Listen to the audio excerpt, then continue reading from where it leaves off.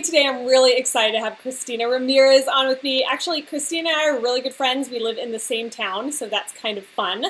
And she is a senior photographer here in San Antonio, Texas, and she is just rocking it. She has amazing seniors that are in love with her, just think she's the greatest thing on earth. And so I just wanted to pick her brain on how she kind of broke into this industry and also how she gets seniors to continually know about her and want to work with her over anybody else. So one thing that Christina is awesome at is Instagram. One thing that I am not awesome at is Instagram. So I thought that would be a super fun thing to be talking about, how she uses Instagram for her business. So Christina, welcome to the Snap Society. Thank you so much for having me. I'm very excited. Ooh, I'm excited too. It's funny because we really could do this in person since we live in the same town, but we opted to go, you know, it's normal fine. Internet way. Okay, so lay it on us. Tell us about Instagram, why it's so great, and why we have to be using it if we're not using it already. So Instagram is really where it's at. I mean, that's really where I gain all of my business. The majority of the time when I ask my seniors, how did you hear about me? Almost all the time they say through Instagram. So that is super, super important if you're wanting to reach into the senior market and grow your business. Instagram is an essential tool to doing that, and it's helped me tremendously over the past year or two. Awesome. Okay, so we want to know, break it down for us. Like, what do we need to be doing in Instagram? Should we, okay, here's my first question, really. Let me just get real with you. It is hard to keep up with all the social media stuff. Should I have an Instagram account? I have an Instagram account, my personal account. Do I need to have all these different accounts, or can I just keep it personal? Really, I mean, it is a lot to keep up with. It certainly is, but I think that's just part of the business and what we do and how we get ourselves out there. So it's just kind of the nature of it all. But just three of them: Facebook, Instagram, and then I do use a Twitter account just because because of the market that I'm in. Twitter also feeds into Instagram, so, or Instagram feeds into Twitter rather. And I think for me, Facebook, it's nice to have to keep personal relationships. I've got a lot of photographer friends, and that's why I usually post to Facebook for moms and for my photographer community. But as far as the teens, that they really are not there. So for me, Instagram is what's super, super important to reaching out to the senior and high school market, and that's really where you should be. As far as having your account, I would say keep your Instagram account completely separate from your personal account. Okay. So that would probably be my first rule, or step rather. Okay. So create a separate Instagram account just for your photography business. Minimize your personal posts. I think that's really important, because the reality is for the teen market, they really just don't care about, you know, your husband, your kids, right, where you had dinner, your longtime friend that you haven't seen in 20 years. Yeah. You don't want to date yourself in their world. And so I think that is, for me, I will occasionally post pictures of my puppies, maybe a selfie Sunday with my husband, but honestly, you got to scroll pretty far back to see the last time that I posted something personal. Ooh, Selfie Sunday. I like that. Selfie Sunday. Yes. Yeah, and I think you're right, Christina. It also depends on who your audience is. If your audience is families and you're a mom, you know, you may post what you're cooking for dinner because that mom, that might inspire that mom. But if it's your teenagers, I mean, really, your teenagers do not care what your kid is doing, you know? So that's just reality. But that's a really good point. Mm-hmm. Right, and you have to just feed into who you're trying to service and make those decisions accordingly, but just be careful, you know, because you don't want to lose. Once you gain the follower, the goal is to keep the follower. Right. And so, you know, everyone, you want them to feel like they can relate to you. That's why they follow you to begin with. Yes. And so I think, you know, just know your market and post accordingly to your market.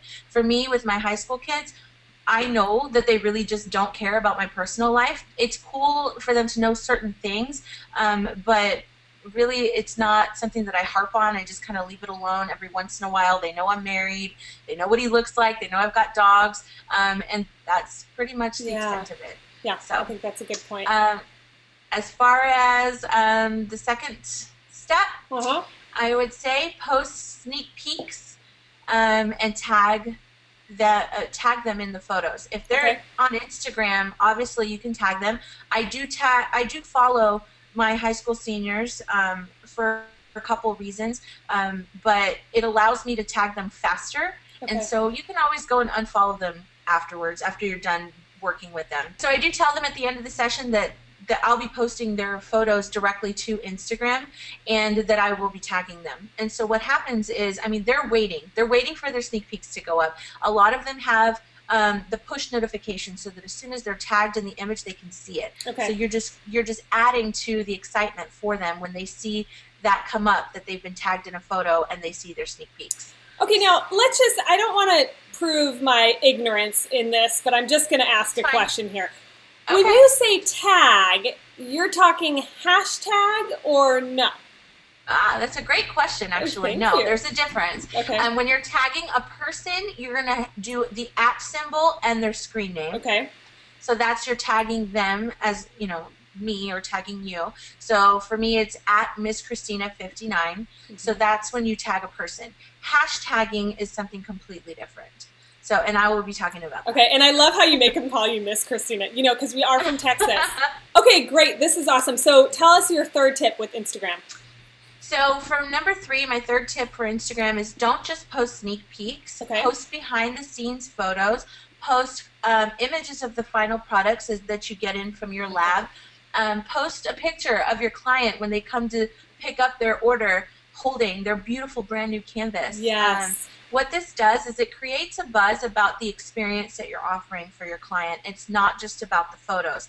Ultimately, the photos is why they come to you, but you know, for your business, you're trying to create an experience for each and every single person that comes your way. So when you are posting those sort of things to your Instagram, they see it. And for people who are not yet clients, they want it. And so that's a huge, huge deal.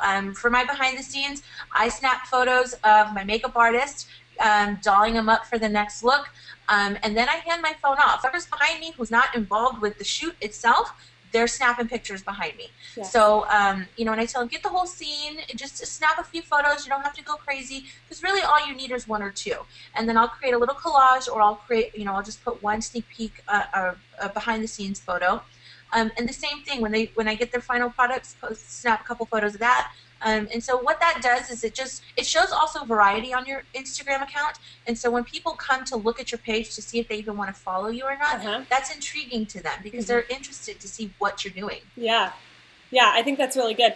And it does give more than just the sneak peeks, because people are going to be interested in the sneak peek if it's a sneak peek of them or their friend, but it's kind of like, so this can make it so it relates more to them. Like, this would be the experience that I could possibly have. Yes, that's perfect. And what it does too is it creates, for people who have not yet booked with me, and once they do, they're like, you know, hey, my friend Sarah, oh my gosh, I saw she had this beautiful canvas, or what's that box that you offer? And so they start asking questions about the things that they could have from their own session, and it opens that door very easily. It's a nice segue into it. Yeah, that's great. Okay, tip number, are we on number 4?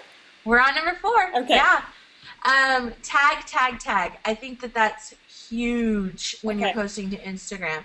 So I think hashtagging can be a little bit scary for people because they don't really understand it. And for me, the easiest way, I got schooled by some of my high school kids. I'm like, all right, you guys are going to have to help me out here because I don't understand all of this. So tagging, I think the basic thing, or the most important thing to understand with hashtagging, is that it's like Google. So it's like Google without the spaces. When you sit there and Google search whatever you're specifically looking for, in Instagram, you can go in and search the same thing, whatever it may be. So I do multiple tags on each of my photos, and I do general ones for every single picture. So I'm always hashtags my city, San Antonio photographers, San Antonio photographer without the S, San Antonio senior photographer, and then I hashtag myself, Christina Ramirez Photography, so that anyone searching on Instagram will be able to see the images that I tagged with that hashtag.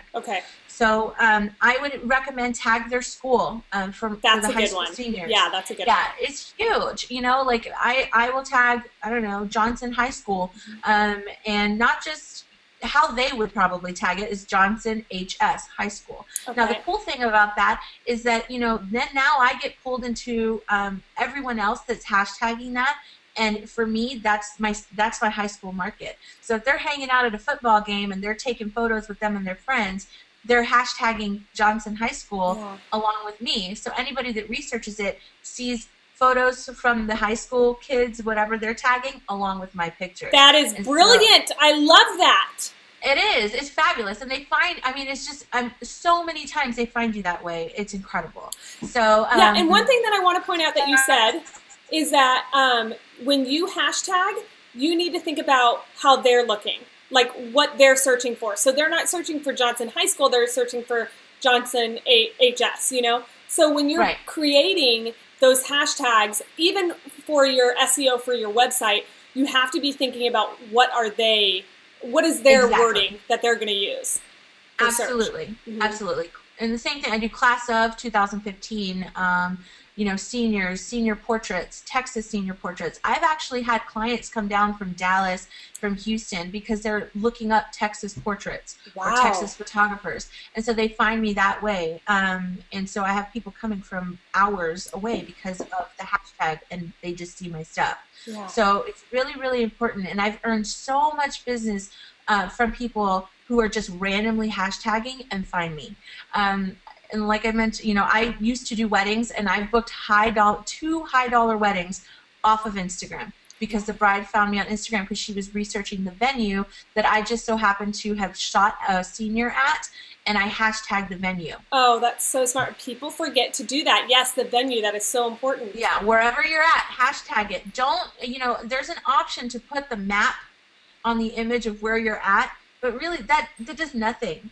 Hashtag where you're at. That's a huge thing, because if somebody's interested in the location, San Antonio Riverwalk, they're gonna look for that, and your photos are gonna come up. They're gonna get intrigued. They're gonna start looking around, and then they'll contact you. Yep, that's great.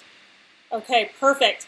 Okay, so we've got the tagging down. I think. Yeah, and I hope so. Yeah, that's so smart though. And that could take a while. I mean, to go into that could really take a while to think of all the hashtags, but you probably do the same thing over and over. So now we are on to the last tip, one of the last tips, not quite the last tip, but I'm really excited about it because I have no idea how to do this. I know how to do contests on Facebook, but how the heck do you do an Instagram contest?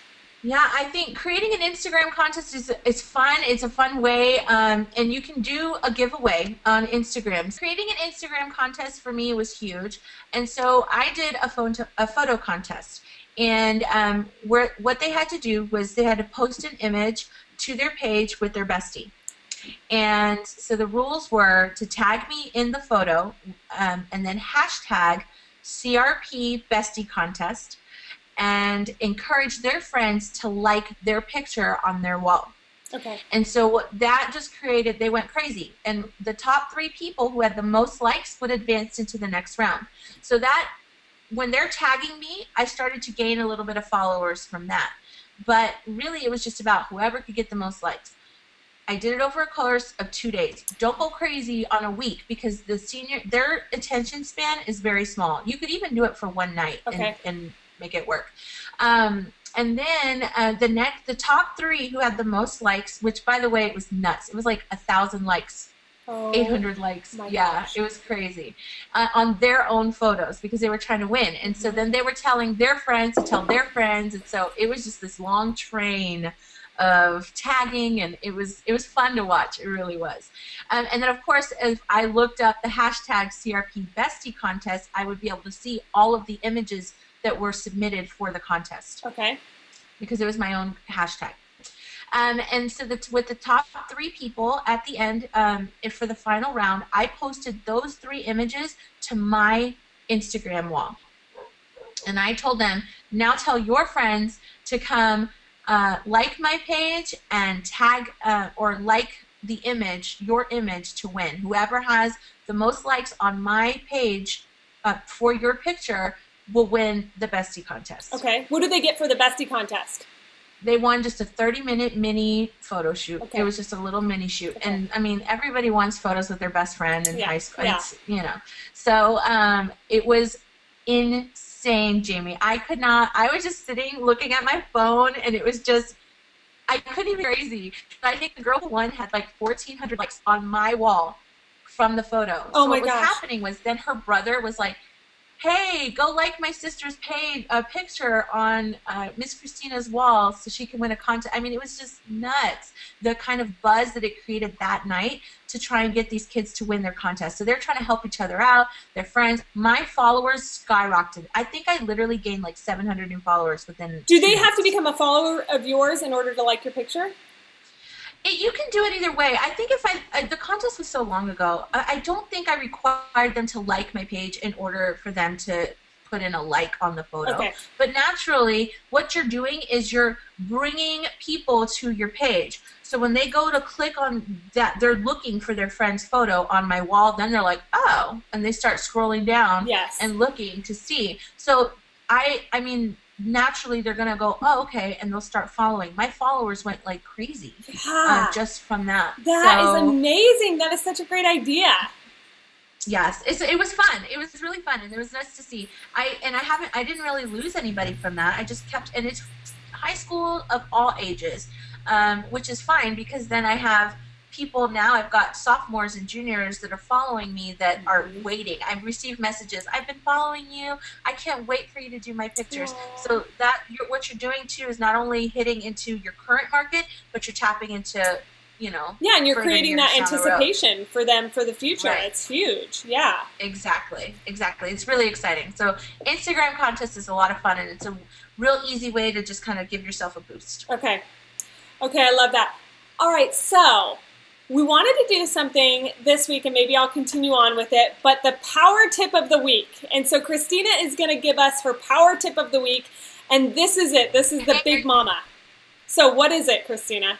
So my power tip of the week, I'm so excited to share this with you guys, and I guess you could call it a secret, but I honestly believe that this is one of the reasons why my Instagram followers, there's over 3,000 at this point, and literally it grows every single day by easily 20 to 30 people. I watch it just grow and grow and grow. So I basically give, at the end of my shoot with all of my clients, and obviously I'm a senior photographer, so all of my clients are seniors. So at the end of every shoot, I give them 3 rules.